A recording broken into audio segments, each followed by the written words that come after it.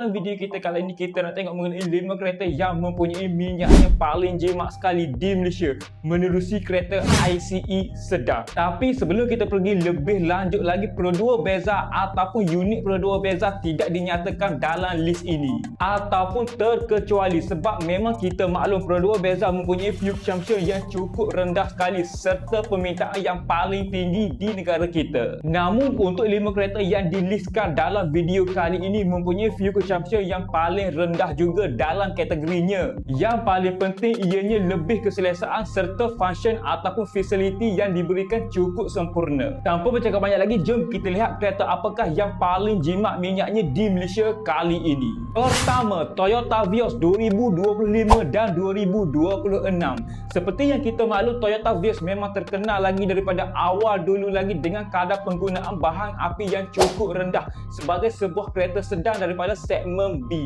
Untuk Toyota Vios kali ini ia didatangi dengan enjin 1.5 liter 1NR FE-NA dengan satu transmisi sahaja yang ditawarkan untuk Toyota Vios terbaru ini iaitu 7 speed CVT.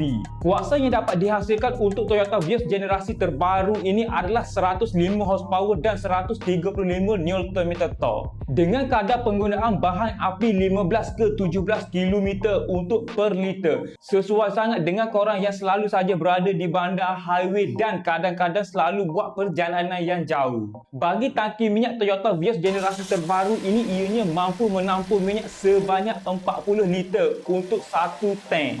Siapa dekat sini pengguna Toyota Vios terbaru ini? Cuba korang komen pengalaman korang.